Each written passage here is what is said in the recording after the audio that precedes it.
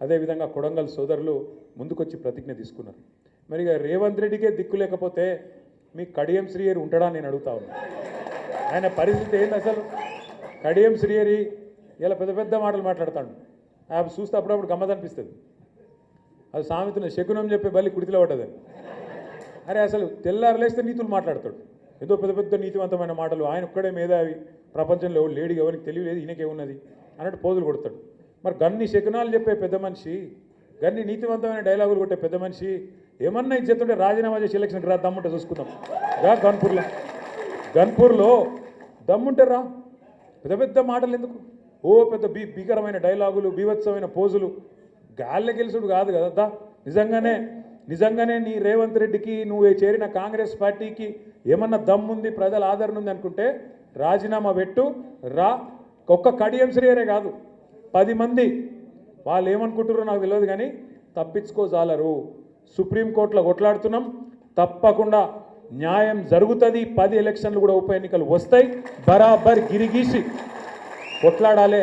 వీళ్ళ సంగతి ఏందో చూపెట్టాలి. దయచేసి నేను మిమ్మల్ని కోరేది ఒకటే, ప్రజలకు కూడా ఇప్పుడిప్పుడే అర్థమవుతున్నది, మోసపోయినామని అర్థమైంది. మనకు ఓటైన వాళ్ళు కూడా ఇప్పుడు బాధపడతాను. ఇక బయటికి చెప్పుకోలేరు ఇమ్మీడియట్గా, కానీ కొద్దిగా టైం పడుతుంది, కానీ బాధపడతాను. కానీ ఇది మంచిదే మనకు, ఇది ఖచ్చితంగా మన మంచికే. ఎందుకంటే ప్రజలకు కూడా తెలిసి రావాలి. అప్పుడప్పుడు గాడిదని చూస్తేనే గుర్రం విలువ తెలుస్తుంది, చీకటిని చూస్తేనే వెలుగు విలువ కూడా తెలుస్తుంది. రేవంత్ రెడ్డిని చూస్తేనే కేసీఆర్ విలువ కూడా ఇలా అర్థమవుతుంది. ఇది వాస్తవం.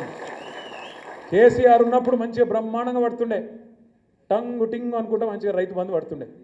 మరి ముఖ్యమంత్రి గారిగా సేమ్ టింగు టింగ్ అంటే బాగుండదు కదా, అందుకే ఏమనుకున్నాడు, టకీ టకీ అని మొదలుపెట్టి పడే టకీ టకీ పడుతున్నాయి. ఆ రైతు బంధు టకీ టకీ, రుణమాఫీ జరిగిందా టకీ టకీ, కళ్యాణ లక్ష్మి పడుతుందా టకీ టకీ. ఒక్కటన్నా ఏదన్నా ఆ టకీ టకీ ఒక్క కాడ మాత్రం పడుతుంది. ఎక్కడ?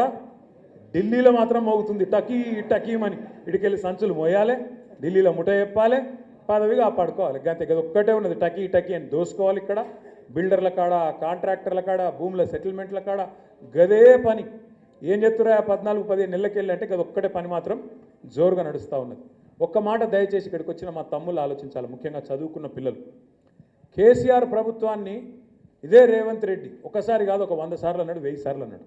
అప్పుల పాలు చేసిపోయినా ఆ రాష్ట్రాన్ని, అప్పుల పాలు చేసిండు, ఆగం చేసిండు, నాశనం చేసిండు అని మాట్లాడండి. మేము మొత్తం పురుజ లెక్క తీసి చెప్పినాం మొన్న అసెంబ్లీలో. ఏం చెప్పినాం? మొత్తం 10 ఏళ్ల కాలంలో తెలంగాణ వచ్చినాక కేసీఆర్ ప్రభుత్వం చేసిన అప్పు సంవత్సరానికి 41,000 కోట్లు. సంవత్సరానికి 41,000 కోట్లు. సరే, కేసీఆర్ ప్రభుత్వం అప్పు చేసింది. అప్పుతో ఏం చేసింది అంటే, కేసీఆర్ ప్రభుత్వం అప్పటిదాకా ఘోరాతి ఘోరంగా ఉన్న కరెంటు వ్యవస్థను మంచిగా చేసింది. 24 గంటల కరెంట్ ఇచ్చేటట్టు అద్భుతంగా, రైతులకు ఉచితంగా ఇచ్చేటట్టు అద్భుతమైన ఏర్పాట్లు చేసింది. సబ్స్టేషన్ లేని కాడ సబ్స్టేషన్ కట్టినాం, లైన్లు వేయాల్సిన కాడ లైన్లు వేసినాం, పోల్స్ వేయాల్సిన కాడ పోల్స్ వేసినాం, ట్రాన్స్ఫార్మర్ పెట్టాల్సిన కాడ ట్రాన్స్ఫార్మర్ పెట్టినాం, కరెంటు బాగా చేసినాం. అద్భుతమైన ప్రాజెక్టు కాళేశ్వరం.